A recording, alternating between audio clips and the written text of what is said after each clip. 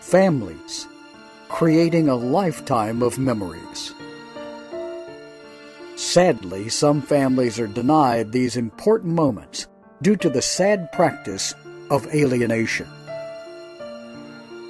These are families divided. Hello, everyone, and welcome to this week's Families Divided TV. In this episode, Dr. Colleen Murray will be sitting down with one retired military member and also another active military member, as they're going to be discussing their trials they go through in trying to have equal shared parenting with their children. Many times in court, it seems those who help us keep our freedoms in this country are sadly having what they are committed to do in the military held against them and their plight in being a parent with rights in the courts. As many parents in the military go through these trials and tribulations of doing their jobs, like most other parents do in their jobs, that is sometimes held against them. This episode sheds much light on this subject and can help you, if you were in the military in this situation, know how to get involved in helping to make a difference. And I really hope you will. We're also going to be hearing from Dr. Sue Kornbluth. She's one of our presenters at our upcoming international virtual conference that's going to be in October. The title of the conference is Alienation, the Truth Regarding the Trauma and the Abuse. I have to say, this is absolutely the most triggered and hot topic out there when it comes to the world of alienation. This conference is not only for alienated family members, it's also for professionals as well. We have 11 of the top experts and professionals who'll be speaking at this conference. They're sharing some really powerful presentations with us, giving us so much information. We're going to also have a jam-packed 2.5 days that begins Friday night and runs through Sunday night. We have added many new things that we will be doing. It's jam-packed, like I said. You do not want to miss it. Many people have already registered, and I do hope you'll register as well. This is international. It is virtual. We're trying to save on costs for everybody because we know how things are. And we're really wanting to give you this information. It will not be on YouTube, just so you understand that. This is not for YouTube. So please register. We really would love to spend the time with you. We're going to be doing many special things. And I hope you'll join us. And we're going to be coming back with the presentations from Dr. Kornbluth, as well as our military members, right after these messages. Divorce and co-parenting are a major life interruption for families, especially the kids, but also for parents and grandparents. And it's even worse in blame-filled, high-conflict cases. When parents engage in alienation by turning the kids against the other parent or grandparents, kids suffer. They're denied the opportunity to build the 4 big skills necessary for future resilience. New Ways for Families online class can help. Parents learn to use our popular BIF and EAR skills to calm the conflict and stop the hostile emails and texts. And we even have a class for kids and parents to learn together. Research shows a 75% improvement in joint parental decision-making after this course is taken, plus overall improvements for kids' well-being. Don't wait to make this affordable investment in your children's future and improve your well-being too. Start learning new ways for your family today at conflictplaybook.com.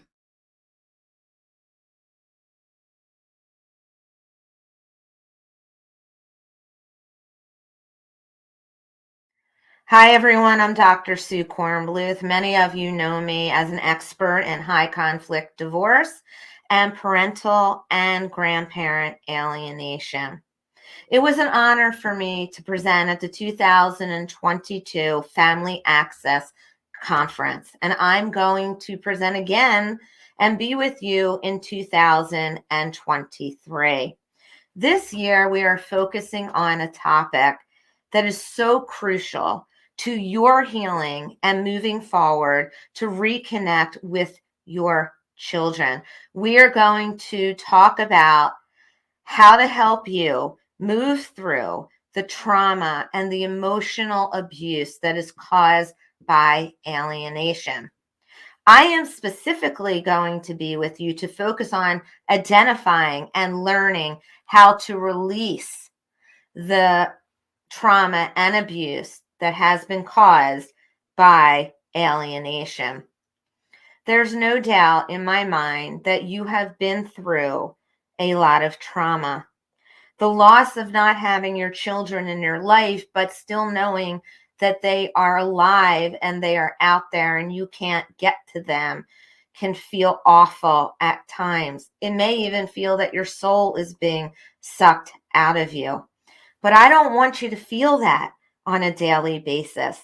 We help our clients to move through that and beyond that, and they have. And I'm going to bring to you this year the tips and tools that I use to move you through your pain. You have a right to your pain. You have a right to feel panicked and scared and depressed sometimes, but you don't want to stay there. So this year, I am going to talk to you about coping mechanisms that you can use to identify the trauma, identify the emotional pain, and then I'm going to teach you on how to release it. One of the best things to release the pain that is inside of you is to find out where it is being stored in your body. When I feel pain or I feel trauma, it always gets stuck in my head or in my throat, and I'm not able to say sometimes what I need to say. I wonder where yours gets located, and we're going to talk about that. We're also going to talk about acceptance and forgiveness and talking about things that you cannot change and are stuck where you are. But most importantly, I'm going to talk to you about how to empower yourself to release the trauma and the emotional pain that is inside of you. And the way that we do that is by identifying our emotional triggers and letting go of them. I look forward to being with you in 2023 with Family Access. Stay strong and remember, conflict doesn't cure conflict, compassion does.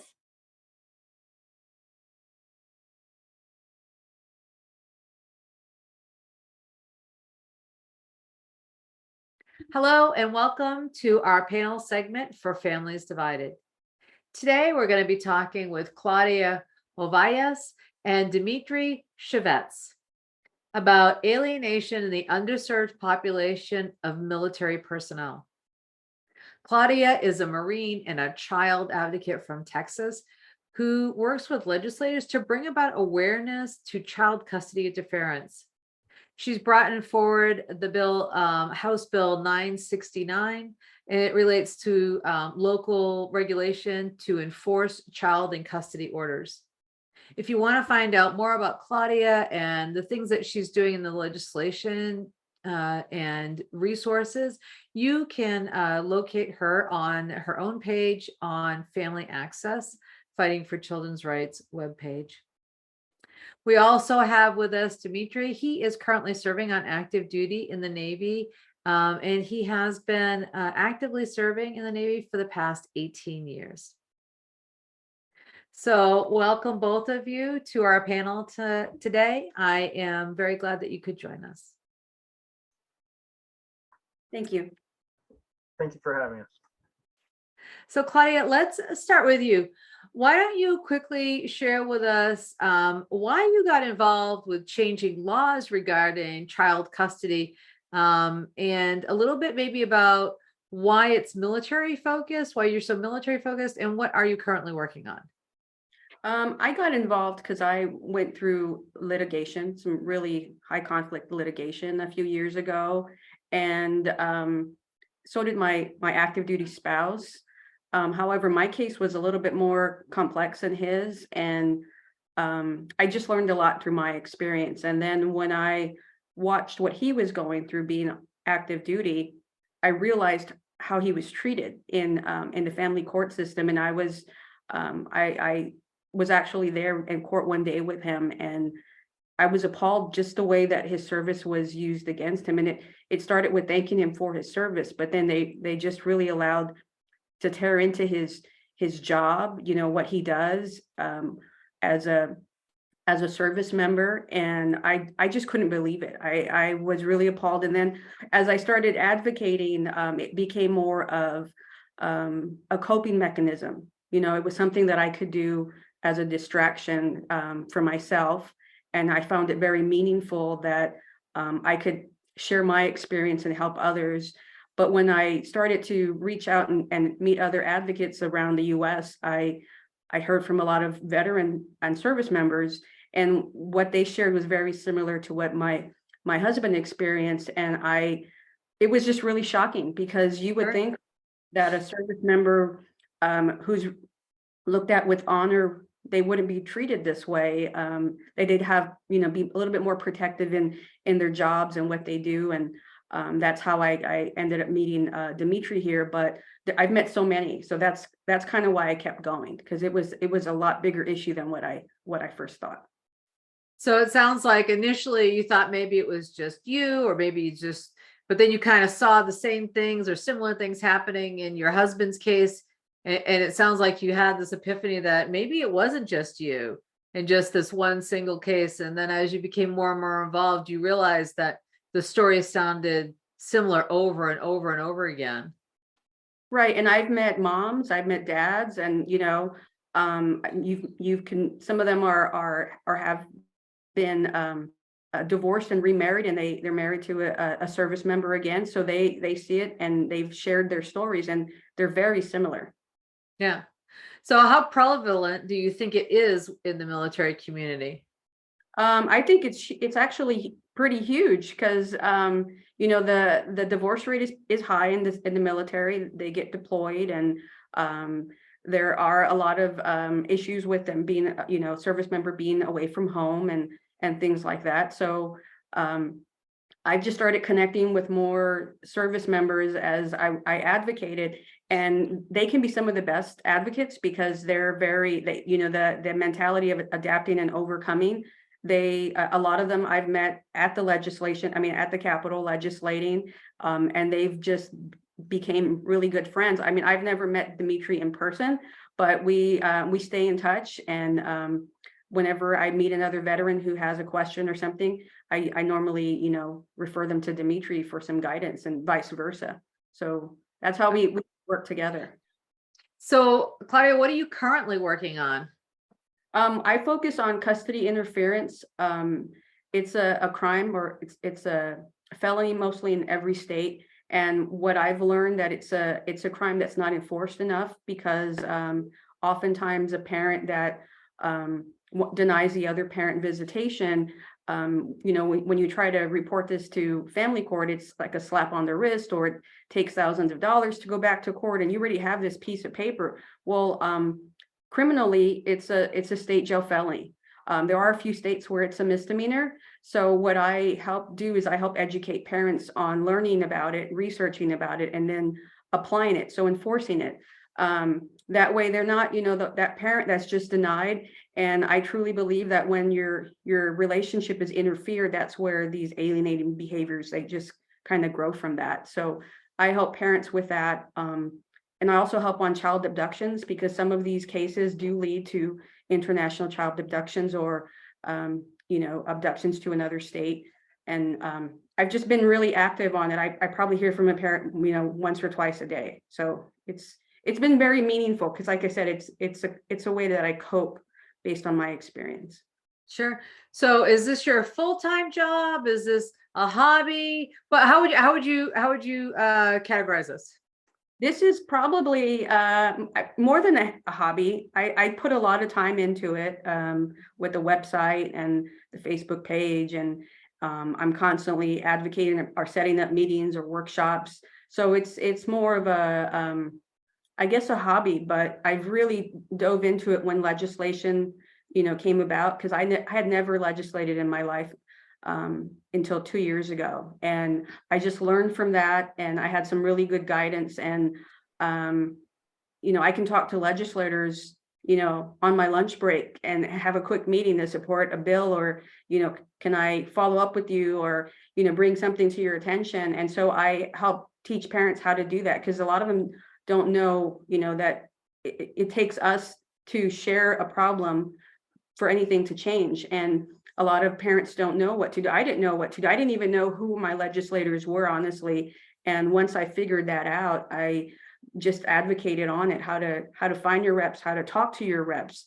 Don't make the call to them about your personal issue. Make it about the issue overall. And so that's what I do. I mean, I have a workshop this weekend. It's a 2-day workshop, and it's just all volunteer. And I enjoy doing it because it's helping someone else. Oh, so you have workshops on how to help parents to get involved with their legislators. Oh, Yes. that's great. I do hope that many in our audience go ahead and check that out. And because you put those on, you have them periodically throughout the year. Yes, I have a workshop at least once a month, and then this weekend is going to be a workshop on just how to get more involved. Whether it's legislating, advocating, just getting involved. So that's what we do. Do they do that in person, or do you do it via Zoom, or how do you do that? I normally do it via Zoom. Yeah. So I schedule it in advance, and I have other parents that are willing to help, and they share it. And a lot of them have learned from what I've learned. So they kind of we just pay it forward, basically. Great. That is great. Thank you so much for that. So Dmitry, I'm going to pull you into this discussion here. So we have you here today because this is a story that has also touched you personally. Yes. So if you could maybe share with our audience, from your perspective of being an active duty soldier, for those people out there that don't understand because they're either not in the military, maybe they're parents of somebody in the military. I think sometimes it's hard for people to understand how the military works, and the rules and the regulations, and the leadership roles that are involved, and the things that we can and can't do. And it's not like being a civilian.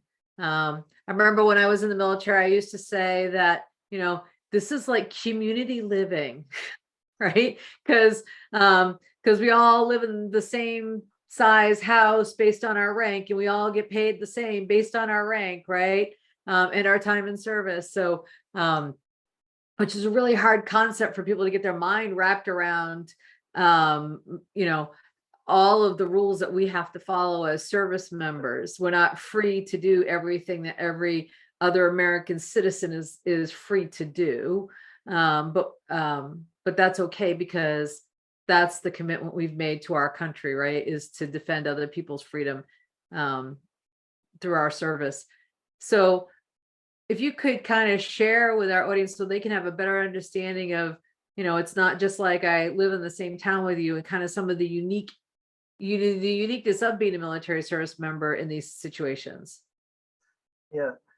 Thank you so much. And one thing, you definitely hit the nail on the head as far as the uniqueness of it, but it's more of the normalization, right? Because the United States, 50 states and territories, and you have folks that are grown adults, 18-year-olds that come into the service, and the military molds you into what I would like to call the best version of yourself, right? And what that is very different from what some would expect in that journey that others take. You have kids down from the South, meeting people from the West, to islanders, from Hawaii, who have a different culture. My culture shock is, I was born in Kiev, Ukraine, back when it was the Soviet Union. My family immigrated as Jewish refugees into the United States, legally during the fall of the Soviet Union. And one thing that I took growing up, I was very appreciative for the U.S. Taking my family in. And so I decided to give back and serve. Went the officer route, graduated from the United States Naval Academy, and served. And one uniqueness there is, we have a lot of sailors from different parts, and then they're meeting people for the first time from different walks of life, and how they came to the military is irrelevant, because it molds you into, like I said, the best version of yourself. Because we can all admit, some of us have bad habits growing up. Some folks, maybe they went to the military as an option, because otherwise they might not have, they've gone down a less fortunate route, and it was a path. Or some had mentors, or fathers, mothers, family members, community members, rabbis, pastors, churchgoers that helped shape these people. One misconception that is a huge pet peeve of mine when dealing with the family court is, I'm not honorable because I'm a naval officer. I'm a naval officer because I'm honorable. And I like that. A lot of people don't understand that there's a huge difference in that statement. You don't just join the military and now all of a sudden you're, a good person or not, because we have our problems too, right? People get in trouble. People do things they're not supposed to. The military is rigid in lots of things. And then there's the travel piece. I've lived in the East Coast, I've lived in the West Coast, and I've lived in the West Coast, which I call Japan. And so in each place that we go to, we are ambassadors of our service, of our country. When we deploy, we are ambassadors of the United States. So we need to hold ourselves to, a standard that you and I would be proud of, and more specifically, our communities, our families, our grandparents, their grandparents. We have a big legacy of what we should be doing, right? Yes, again, there's bumps in the road and things like that happen. My pull to advocacy is something that I saw, in my own case, where a lot of my military background was used against me. They wanted to use everything negative about our service without actually understanding what our service is. And it's not just me, because when I've seen 100%, about 100% of the cases that I've seen with sailors getting in trouble, or have repeated offenders or different problems in that area, they all came from broken homes. That's one thing that Claudia and I talked about, maybe getting a study done on to see, because in my experience, it's been 100% for the damages that the family courts have done.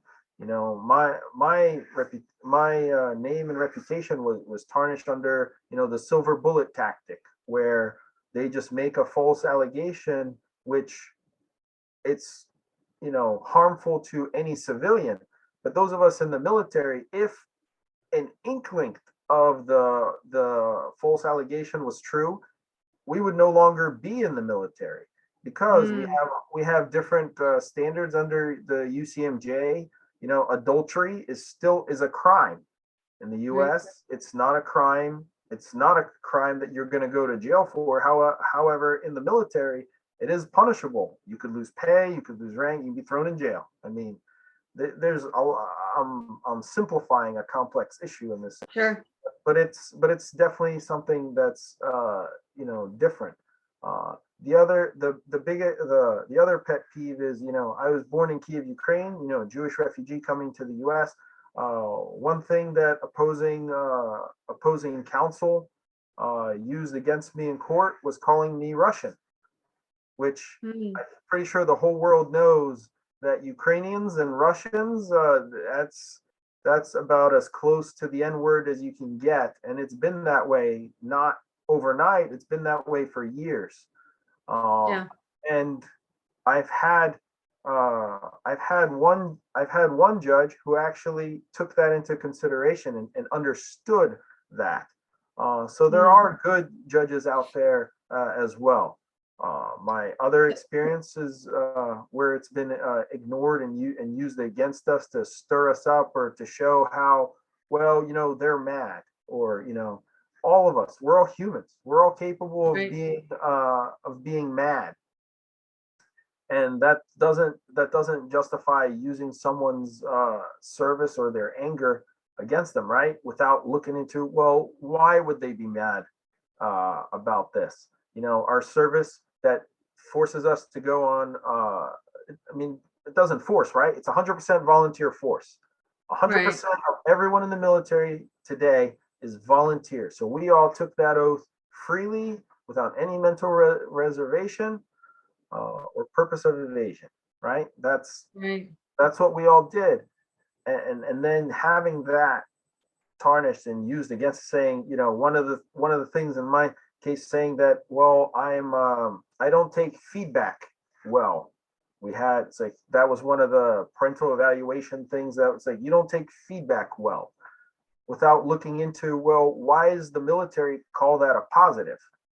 It was in a evaluation, but it was in the positive category, whereas the court took it in the negative category. It's like, you don't take feedback well, so how can you possibly co-parent? And Yeah. without giving me a chance to even explain, it's like, well, the reason why that's good in the military is procedural compliance.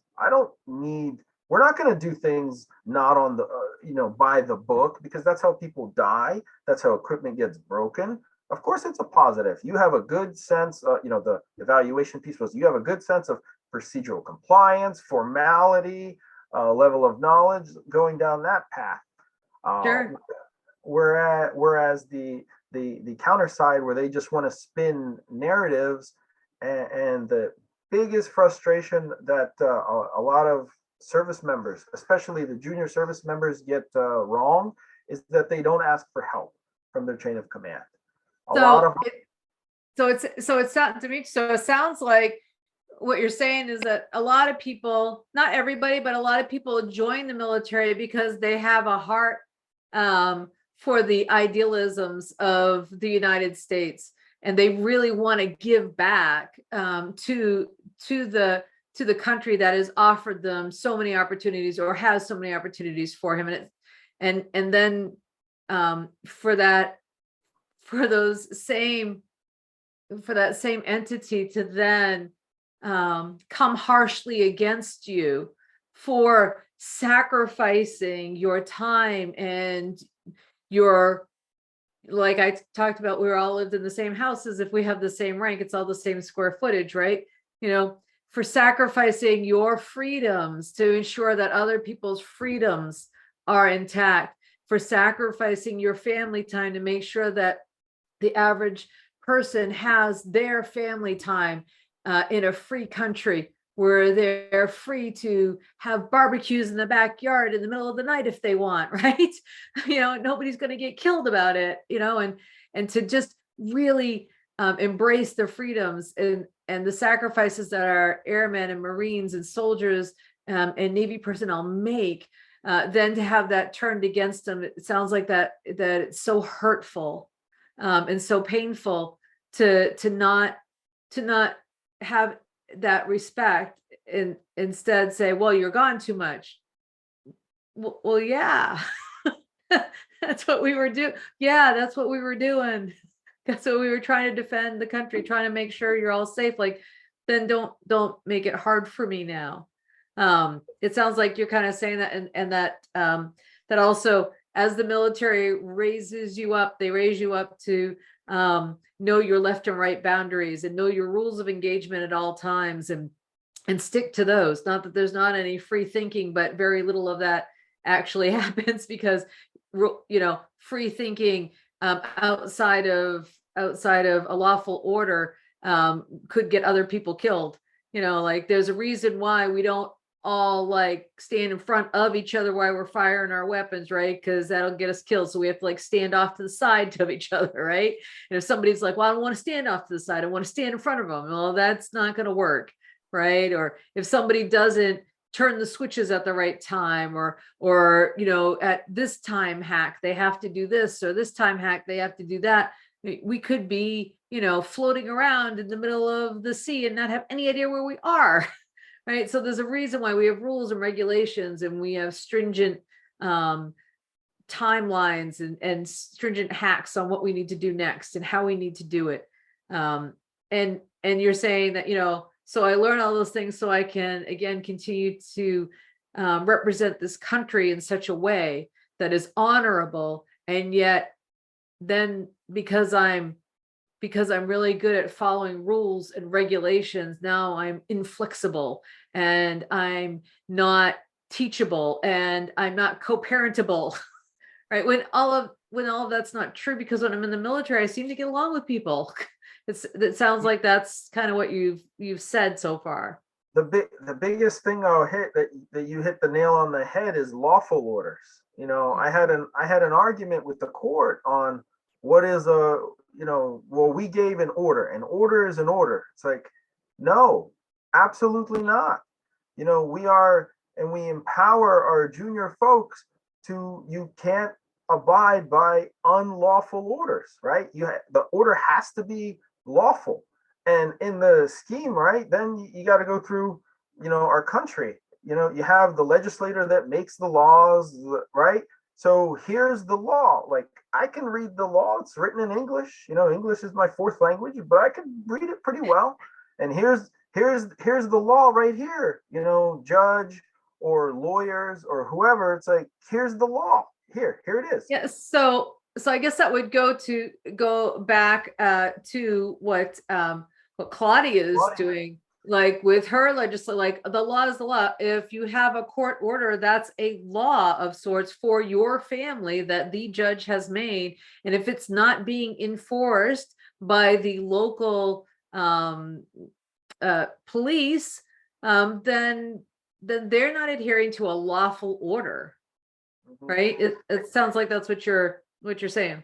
Exactly, and it goes back, and it ping pongs between the two of them as well, because the legislature, in my case, military is a little bit complex. My divorce is actually in Pennsylvania, but the custody battle, because of things that happen, was illegally brought to Virginia because of jurisdictional issues, and the biggest problem there is, as a sailor. Right, lawful orders, like, here's the law. The law says this is what needs to happen, right? And I go back to the legislature. The legislature wrote the law, right? The UCJEA, the Uniform Custody between the interstate custody law says, hey, you need to live in a location for 6 months, and that's considered your domicile. So my children were in Pennsylvania.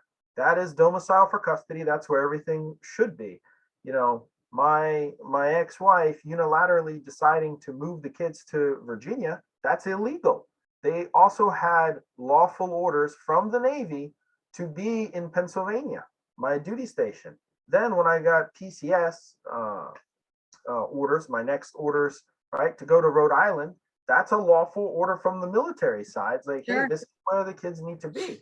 And then to have, a judge in Virginia just ignore it completely. It's like, you need to have 6 months residency in a state in order to have any jurisdiction over the case. Sure. And so I'm wondering, when you had mentioned earlier that when younger soldiers come to you and they don't, or no, so I was Army, you're Navy, they're not soldiers, they're sailors.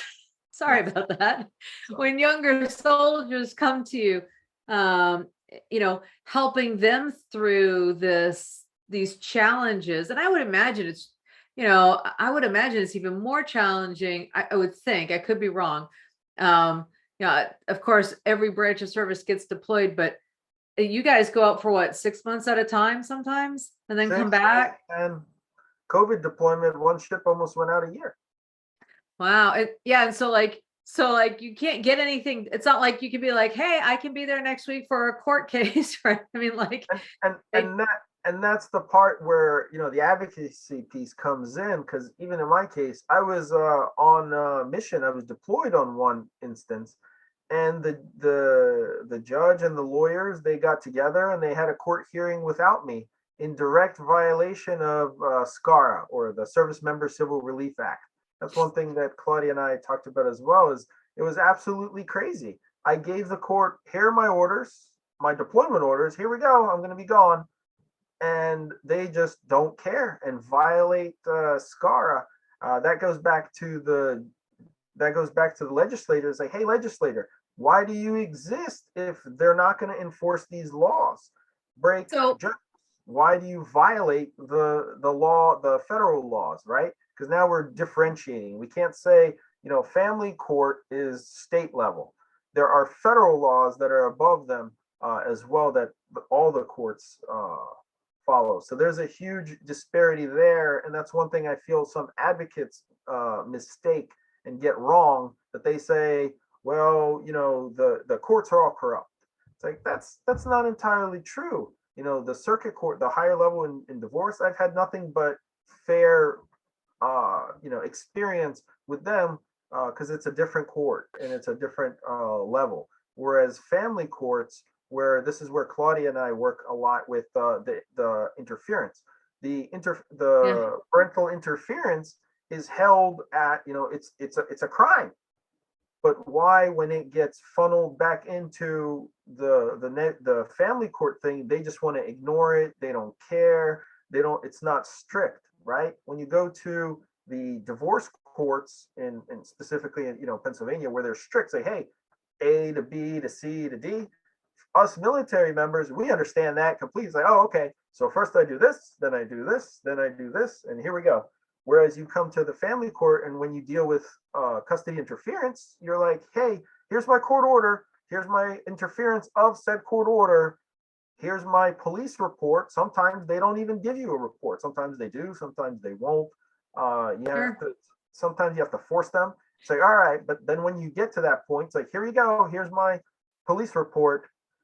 And then the family court judge is like, I don't care. I don't want to talk about this.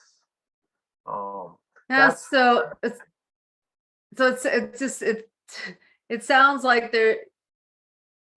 part of the problem too is that there's no recognition, even though each family court in each state has their own regulations and maybe each state has their own rules. There are federal laws that supersede all. And for any of our military personnel out there, to put that in military jargon, it would be the op order tells you what you must bring. That is your bare minimum. You cannot bring less than that. You can bring more if you'd like, but you cannot bring less, right? So you have to listen to that overall law, and you can add things to it if you'd like, but you can't take away from the overarching federal law that is out there, like the SCARS, which says that there has to be a waiting period until you get back because you're not there.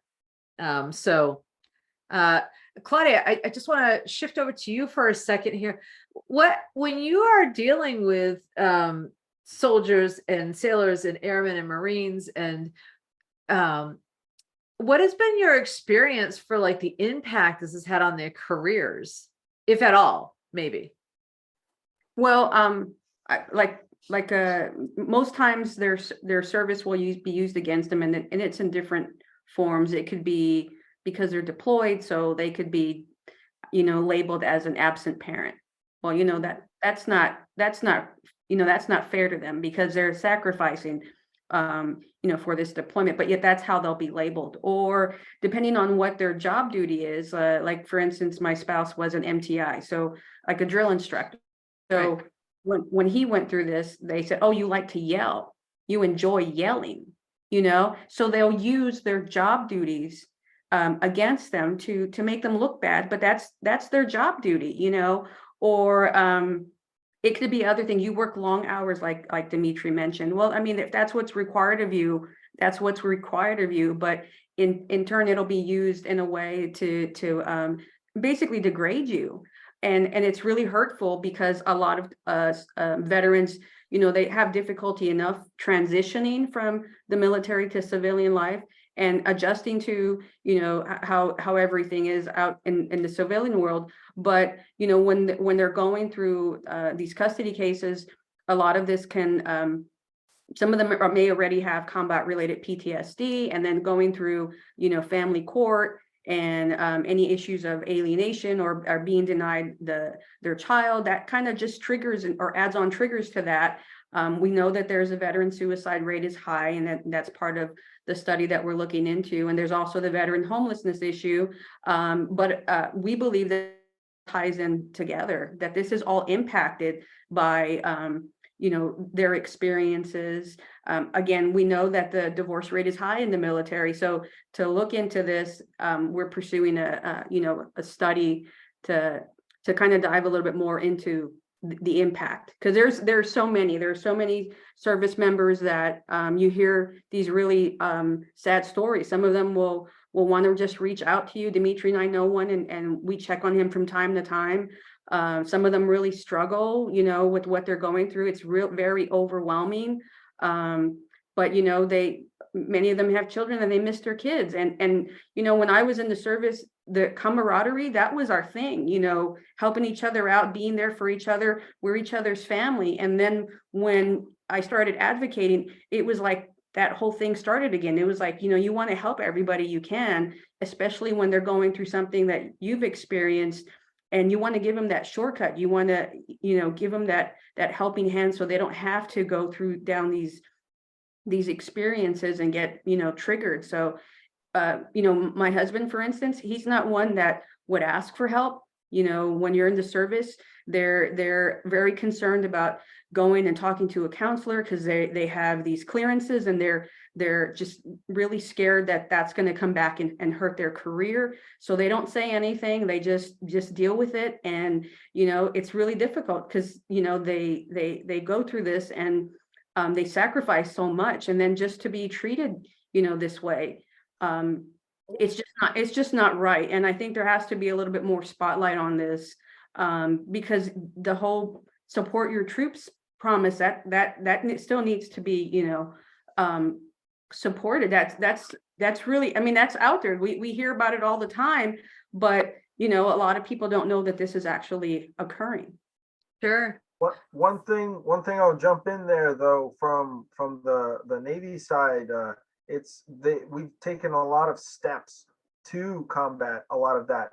Seeing a counselor no longer is a hit, as long as once you put that this is due to custody and divorce, it's not going to trigger different things. So more folks can get out there, and that's part of what we leaders have taking care of our troops, and we've gotten better over time. And that's one thing that I want to bring up here is, I want the junior sailors and servicemen and airmen and Marines that are listening to this to do that, to reach out to your chain of commands, to bring, because there are advocates like myself, as well as different programs. The chaplain corps is on board with a lot of this. The command resiliency teams that are going out. We are taking as a military, we're taking steps to do and honor that promise, to take care of our folks. And it was, when I ran into Claudia, it was definitely eye-opening how many people deal with the same thing, right? And in the military, that's one thing that's counterintuitive to our training is to be strong and to be tough and not try to do things on our own and try to figure things out. But that's been taken advantage of, especially in the lowest, of the low, which is the family courts section. That a lot of these judges, while I feel like some of them are good people, but they are just out of touch with reality. Elaine, and then I'll give you guys credit. You guys call me soldier. That's fine, because I don't expect. But in where I'm at in Norfolk, which is the biggest naval base in the U.S., right? I had a judge call me a soldier. It's like, you literally live in the community which is the biggest population of Navy presence, and you somehow think that calling me a soldier, like, I can understand someone from Nebraska, you know what I mean? Like, Sure. some of it is just mind numbing on how far or how much lack of training they got, and the one thing I'd like to throw in is guardian ad litem's or the attorney for the children that's thrown in some of these cases have absolutely no training whatsoever. They're nothing that I've had three, I've had one fired. It is absolutely mind numbing on the level of training that they have. As a simple example of, well, I did a home visit to, X person's house and everything was fine. It's like, you do realize that in the military, we prepare for inspections, right? Like, we prepare for inspections. You really think that you're going to get the bottom, you're going to get down to, you had a 4+ year custody battle. You really think that after a 10-minute walkabout of someone's house, you're going to understand the full story? It is crazy. And Yeah. My service, as far as my schedule piece, well, your schedule is insane. That's what I was told. It's like, yeah, well, there's something going on. It's like, well, I don't know the military. It's like, you don't need to know the military to understand that things happen, because your job is to investigate. I don't know anything about elevators, but when I was designated in the military to investigate a mishap, I knew every maintenance that was done on that elevator. I knew, like, we have a specific procedure, and oh, by the way, we have 72 hours to give a report. Right. This So is what we're used to. And then sure. when I have these quote unquote investigators and you don't see them for 6 months, and then they don't even submit a report to the court, and then they just come in and say, custody goes to this person. It sounds like it can be frustrating when you deal with two types of people, with people that one don't have any experience with the military, which I understand that. I remember growing up as a kid living in Massachusetts, which has or did have Fort Devens out in the middle of Massachusetts, but doesn't have, and it does have the Air Force Base, which is tucked away in Concord, but it doesn't really have.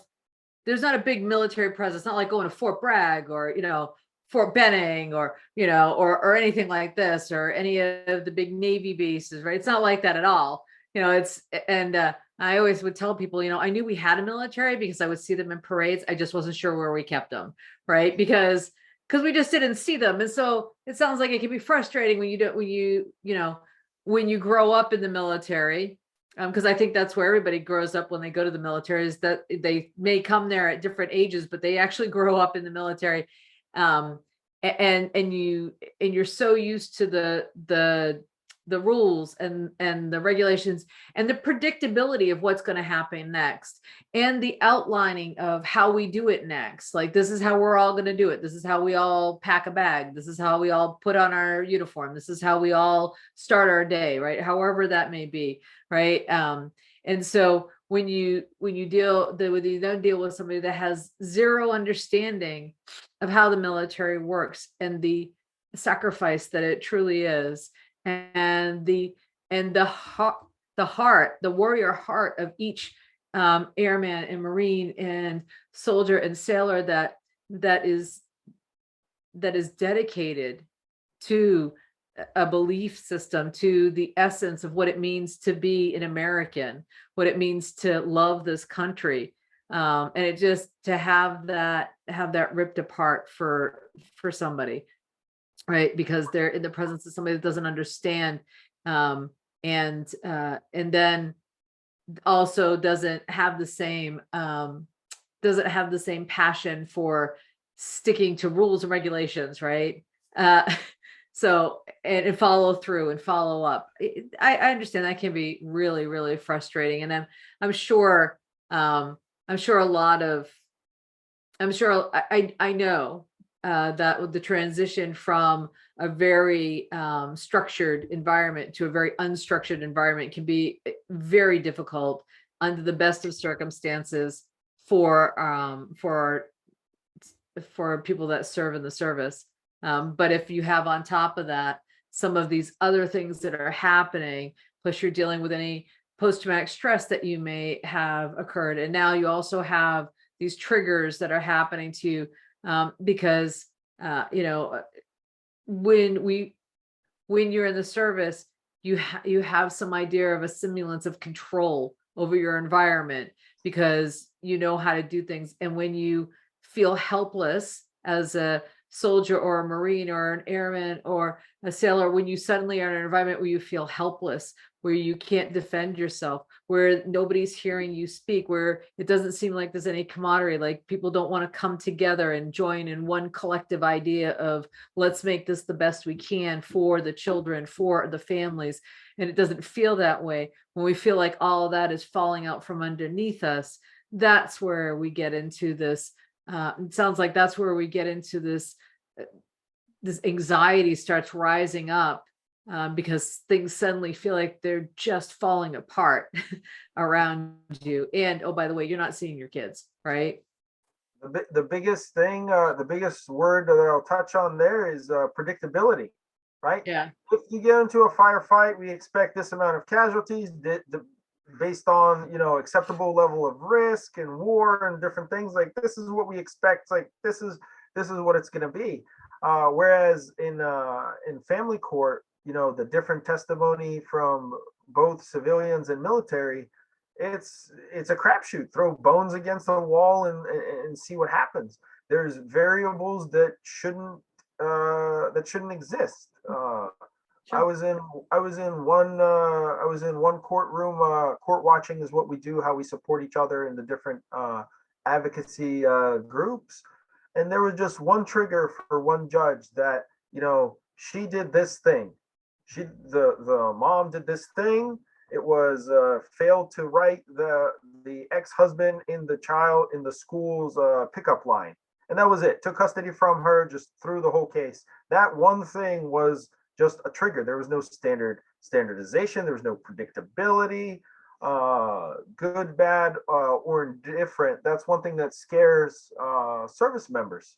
Sure. And honestly, probably not just service members, but you want to even civilians. You wake up, you go to work, you come home. There's predictability there. You're going to get a paycheck on the 1st and the 15th or every 2 weeks. There's a lot of things that are very comparable between both service members and non-service members. But when it comes to the courts, and there's no predictability.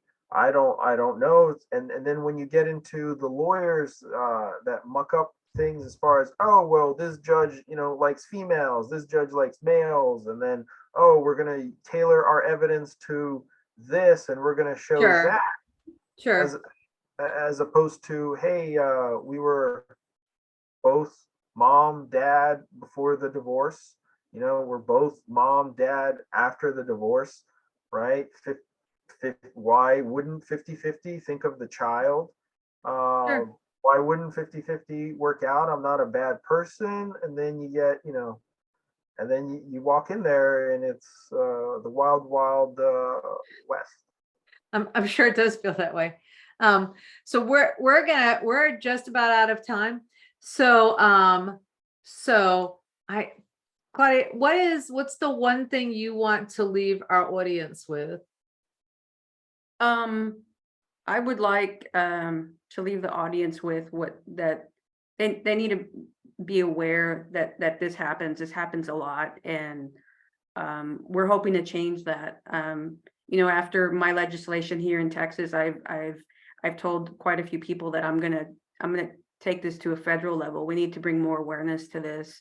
I really want to make an impact on those issues that we mentioned, on the veteran suicide rate and the homelessness issue. And I have a lot of drive, which is really, really good, because that's what I've gotten out of all this. And I'm willing to take it that way. And I hope that others get on board, whether they're service members, veterans, or, just society as a whole, till they get an understanding.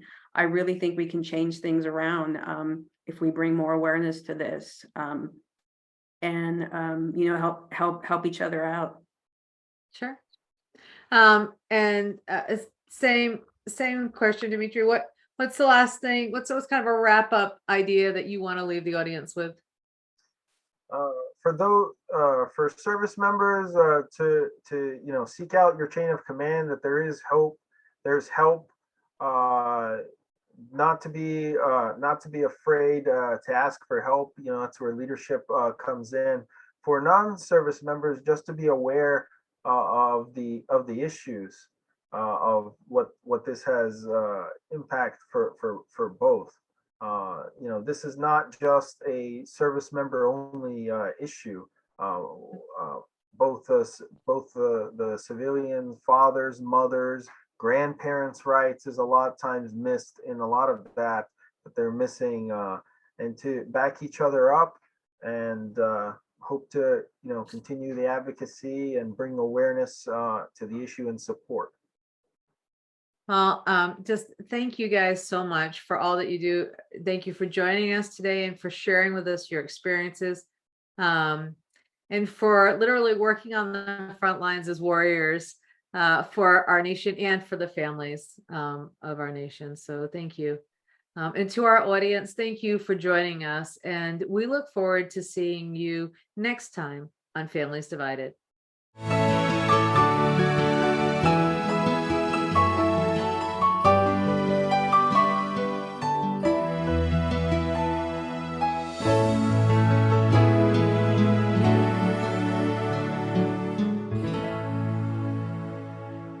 Sadly, too many know the pain and trauma associated with parental and grandparent alienation.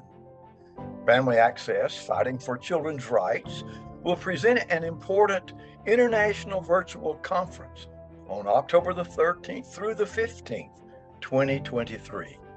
The conference, entitled Alienation, The Truth Regarding the Trauma and Abuse, will feature world-renowned experts in the field of alienation.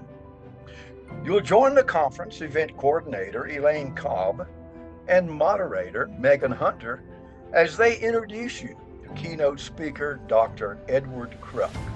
Plus, you'll hear important presentations from Dr. Joshua Coleman, Lisa Rothfuss, Dr. Mary Alvarez, Chris Smith, Bill Eddy, Dr. Noel Hunter, Dr. Sue Kornbluth, Dr. William Burnett, Megan Hunter, and Jordan Traeger.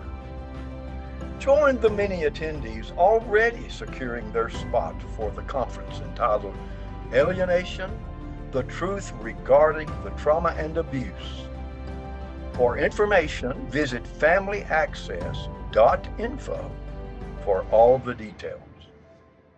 This special conference is being hosted by Family Access, Fighting for Children's Rights, Steel Partners Foundation, and PASCA, Parental Alienation is Child Abuse.